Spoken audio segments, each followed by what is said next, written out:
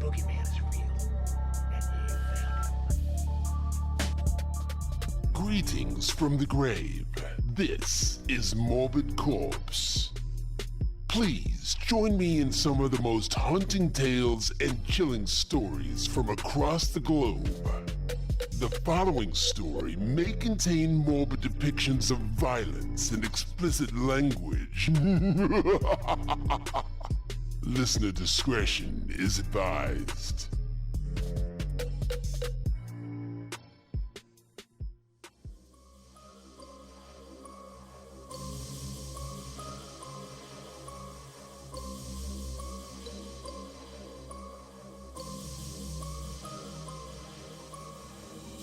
Ian Sputnik's self-consumed.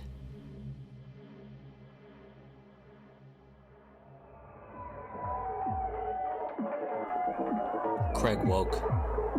The previous night's debauchery was nothing but a blur. When you're a high-flying trader, money and morals mean little, if anything. He turned to look at the bimbo he had picked up in the bar the night before. He couldn't even remember her name. Candace? Candy? Fuck, it might as well have been Kevin, for all he knew or cared.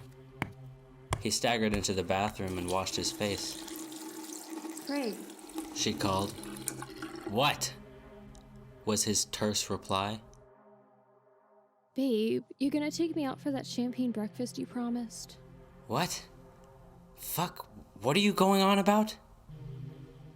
He couldn't remember the line he had spun to get her in the sack and empty his. I'll let you know later, he lied. I've got your number. Call you later, honey. Yet another bullshit cover-up for forgetting her name. Honey was the get-out clause for any and every such encounter. Love, honey, sweetheart, whatever worked at the time. He showered and dressed. He combed his hair and lined up some coke on the bathroom counter. A quick snort up each nostril, and he was ready to face and conquer the world. Straightening his tie in the full-length mirror in the hallway, he told her to let herself out and departed without ceremony or care. In the office, he was greeted by his team of like-minded sycophants. He joked about his antics from the night before and received high fives and smiles of adoration from them. He then sat about, reading his emails and flicking through the Financial Times newspaper, smirking at an article on a once up-and-coming small business that he had bigged up. He bought the stock at a low price, then started rumors about it to get interest going. He then dumped it on the market just as the share price peaked, killing the company and adding to his profits in the process. Such practice was completely illegal, but as long as the bank made their money, no one really cared. The bonuses and commission he made on that deal alone would pay for the new sports car he had been eyeing up.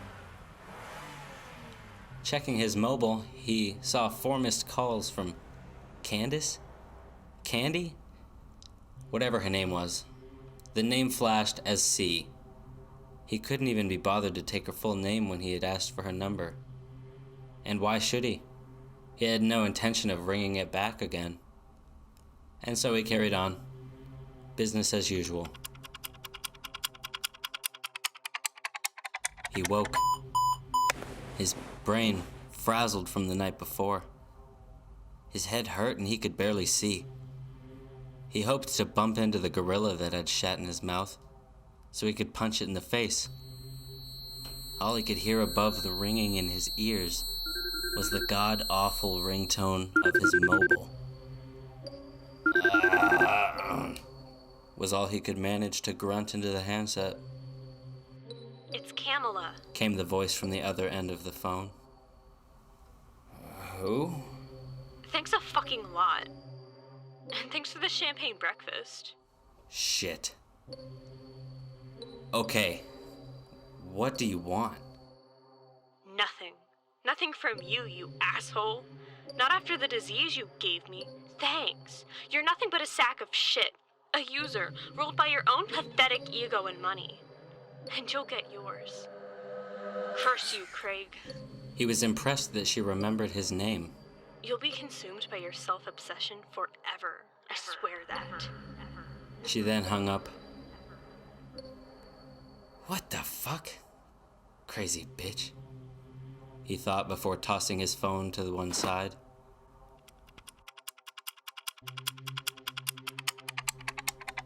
Weeks later, he awoke as normal. Not sure what day it was. He combed his hair and staggered to the bathroom and put toothpaste to brush. His perfect white teeth, albeit capped, were glistening, even winking at him. Fuck, I look good, he thought to himself. After brushing, he spat out the excess toothpaste into the wash basin and poked a finger into his mouth in order to remove a piece of stubborn food lodged in between two teeth. Using his nail as a toothpick, he prized out the annoying remains of parsley. His mouth opened and snapped shut in an instant, cutting through skin and bone in one bite. He screamed and pulled his hand free, minus one finger. His jaws then opened and shut again, this time cutting his tongue off. He swallowed both tongue and finger in one gulp. The metallic taste of blood, together with the feeling of his own body parts sliding down his throat, made him gag. He then involuntarily bit into the side of his cheeks, first left, then right.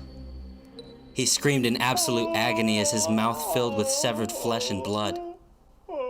With another gulp, they were also ingested. His neck then involuntarily craned to one side and bit into his shoulder. More blood spluttered as he tried to call out. A futile attempt to summon help from a penthouse suite that was as isolated architecturally by design from the rest of the building as it was soundproof. His back arched forward at a seemingly impossible angle as he bit into his own genitals and ripped them from his groin. All the time he screamed through the carnage, his voice distorted due to fleshless cheeks and a lack of tongue. Pink, frothy liquid sprayed across the floor, a mixture of saliva, blood, and bile as he tried to vomit each mouthful. The gnashing and chewing continued. The pain was even more than he had ever dreamt of in his wildest nightmares. More than he could ever imagine that a human could endure such and still be conscious. His mouth opened and closed like a machine. Flesh was torn and bone was crushed and splintered. He collapsed to the floor as the biting and eating continued. At 1600 hours, the police were called to Craig's apartment. For all of his fast living, Craig had never missed a day's work. His colleagues were worried, especially when they couldn't raise him via his mobile, which was never switched off. Ever. On entering the apartment, they discovered what was left of Craig in his bathroom. 3 seasoned officers who had witnessed gang killings, rape, child mutilations, and worse, vomited. What was left of him was transported to the morgue in St. Michael's Hospital for the pathologist to examine. All that remained was a head, spinal column, and a stomach, which was stretched to bursting due to the consumption of limbs, flesh, and organs from what was missing from the rest of Craig's body. The teeth were broken and worn from their exertions, his jaw broken in multiple places from the force it had endured during the onslaught it had leashed upon the other bones. As the examination was concluded, a cause of death was abandoned. A full neural scan had been ordered after the pupils seemed to react to light. It had detected electrical impulses still active within his brain. Against all laws of biology and sense, it appeared that Craig Newman was still alive.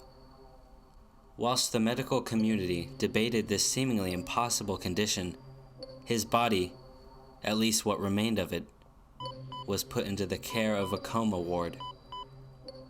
Although the only signs that this was still a living human being were the bloodshot, staring eyes that occasionally darted from side to side in pure agony, all the time looking for a death that would never come.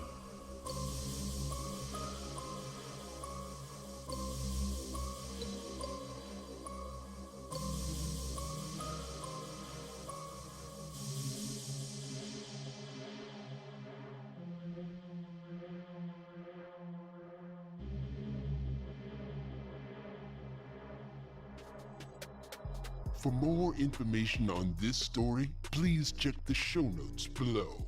I truly hope you've enjoyed this experience, and if you did, please leave a like on this video and subscribe for future horrors. Until next time.